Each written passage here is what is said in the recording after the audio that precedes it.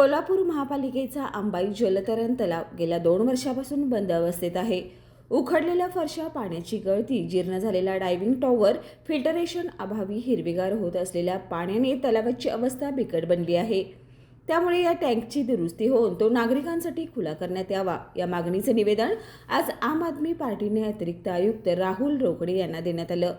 दरम्यान या प्रसंगी बोलताना आपचे युवा अध्यक्ष उत्तम पाटील म्हणाले, कोल्हापूर महापालिकेचा अंबाई टँक हा जो जलतरण तलाव आहे, जो मागच्या 2 वर्षापासून बंद आहे, त्याच्यामध्ये मोठ्या प्रमाणात लिकेज आहे.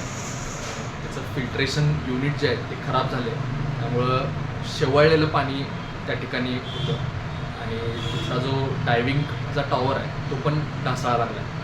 अशा पद्धतीची जी दुरावस्था आहे ती दूर करावी, तिथले लिकेज काढावेत आणि फिल्ट्रेशन युनिट जे आहे त्याची जी बजेटमध्ये ऑलरेडी 35 लाखाची तरतूद आहे त्या पद्धतीनं फिल्ट्रेशन युनिट बसवावं ही मागणी घेऊन आज आम आदमी पार्टीच्या वतीनं आम्ही अतिरिक्त आयुक्तांना आज भेटलो.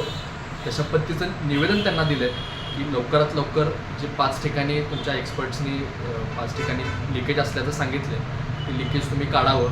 फिल्ट्रेशन युनिटचं टेंडर लवकरात लवकर काढून ते कार्यान्वित करावं.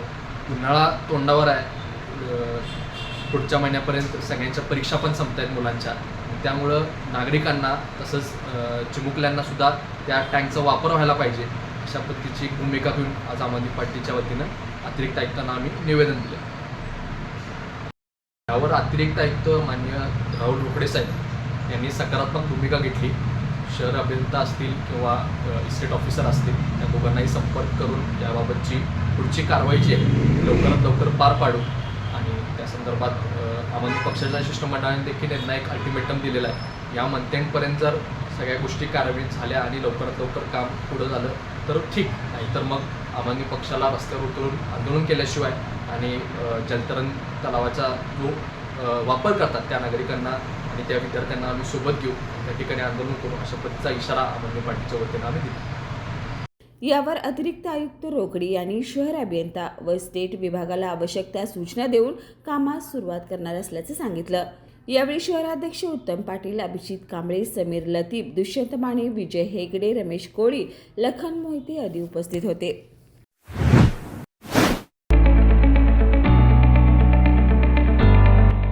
Sir Ambubai Patil English Medium School and Junior College.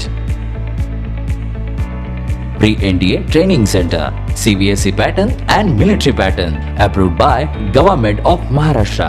Sir Ambubai Patil English Medium School believes that a better future lies where and students can learn themselves. Graded excellent by state and CBSE pattern for systematic scholastic and co-scholastic work. At Sir Ambubai Patil English Medium School, academic subjects and extracurricular activities complement each other to develop socially skilled and healthier students. Theories and concepts are well understood by performing scientific experiments on their own. At Sir Ambubai Patil English Medium School, we encourage students to think independently and develop their own skills. I want to become an aeronautical engineer. I want to become an athlete and win gold for our country. I want to be a IAS officer. When I grow up, I will build a school for poor children. Sir Ambubai Patil English Medium School and Junior College. Address: Gokul Shirgaon, Taluka Karved, District Kolhapur. 9326617509, 9371331176.